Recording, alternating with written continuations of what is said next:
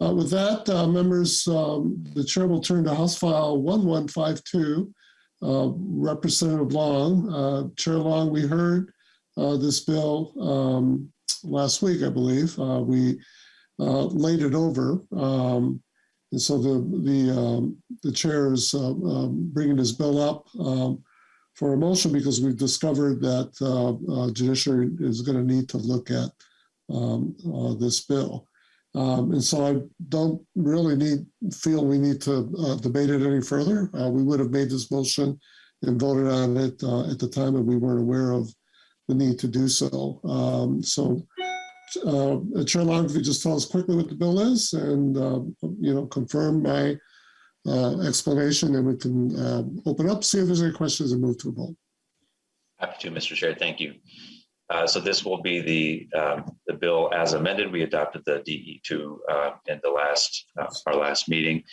And just a reminder that makes some significant changes from the original draft, including removing all felonies from eligibility for automatic expungement. So this only includes misdemeanors, and those are only targeted misdemeanors. So no person crimes, no criminal sexual conduct or enhanceable offenses.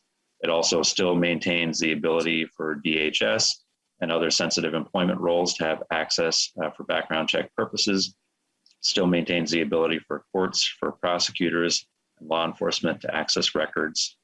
And we had some discussion last week as well about protections for employers.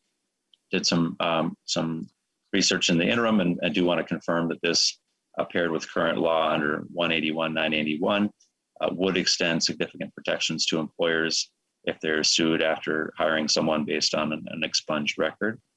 I'll just remind the committee this bill has broad support, including the Minnesota County Attorneys Association, multiple business organizations, Justice Action Network, and the Minnesota Catholic Conference.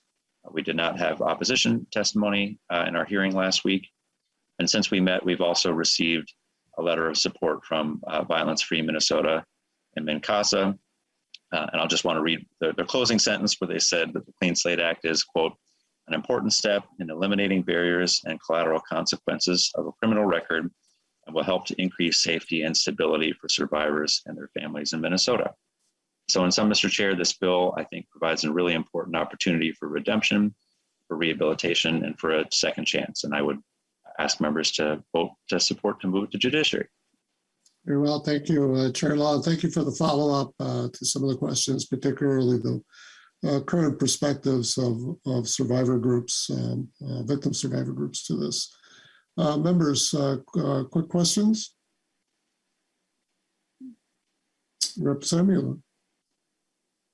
Thank you, Chair, and thank you, Representative Long.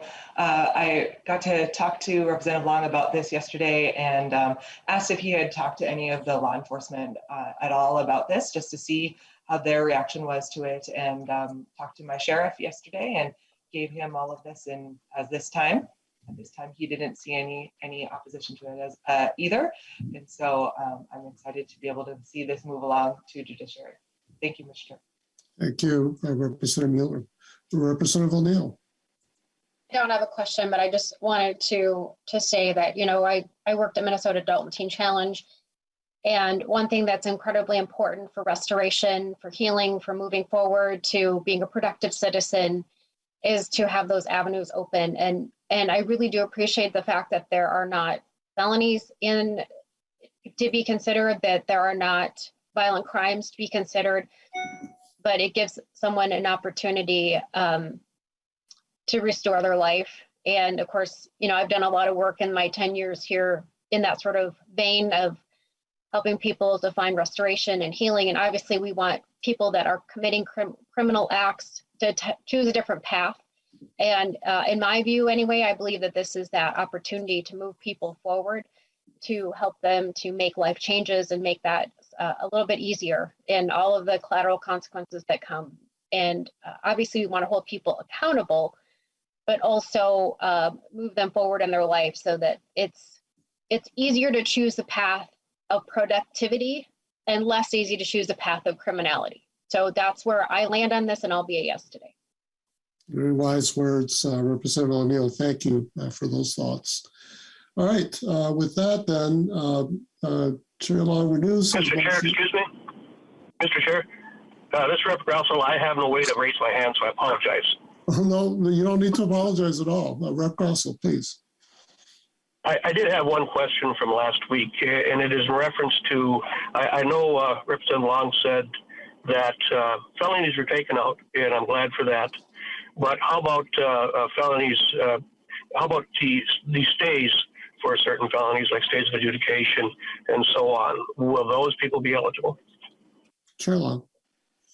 Thank you, Mr. Chair. Well, so we have, if gross misdemeanor is tried as a felony, then that is excluded. In terms of stays, I would defer to Brian, to House research staff, if maybe they could be specific in that regard.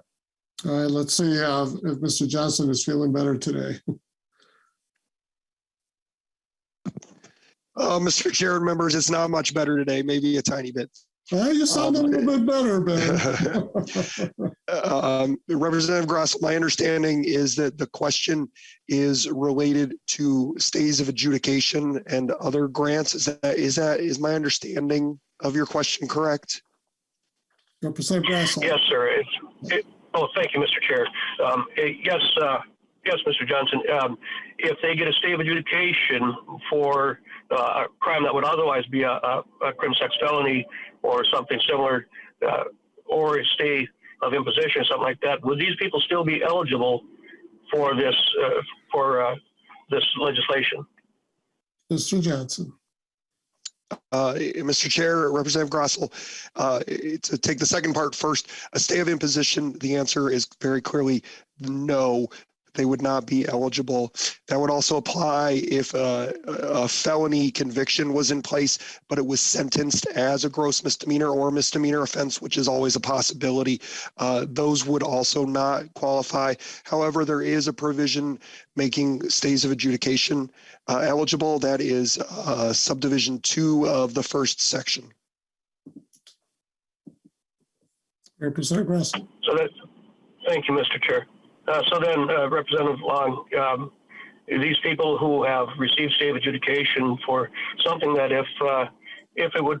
they're standing up in court and admitting to what they've done to receive this plea, the stay of adjudication.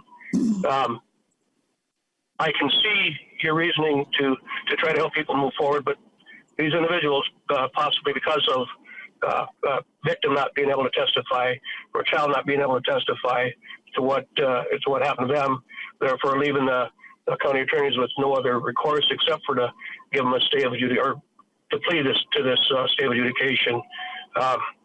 I cannot support that. They have admitted to this. So please, I mean, if you can fix that further down the road here. Very well. Representative Long, anything quickly on this? Thank you, Mr. Chair. Representative Grousel, I'd certainly be happy to discuss that with you. And we have another stop in judiciary where you and I both serve. So be happy to follow up on that. All right, very well. All right. Thank you, Representative Long. Thank you, Mr. Chair. Of course. Thank you, Representative Grousel. With that, members, Chair Long, Representative Long renews his motion that House File 1152 as amended be referred to the Committee on Judiciary. The clerk will take the roll. Chair Mariani. Aye. Chair Mariani, aye. Vice Chair Fraser. Aye. Vice Chair Fraser, aye. Lee Johnson. Aye. Lee Johnson, aye. Rep Edelson. Aye. Rep Edelson, aye. Rep Feist. Aye. Rep Feist, aye. Rep Grossel. At this time, no, sir. Rep Grossel, nay. Rep Hullins. Aye. Rep Hullins, aye. Rep Hewitt. Aye. Rep Hewitt, aye. Rep Cleavorn. Cleavorn, aye. Rep Cleavorn, aye. Rep Long. Aye. Rep Long, aye. Rep Lucero. Rep Lucero.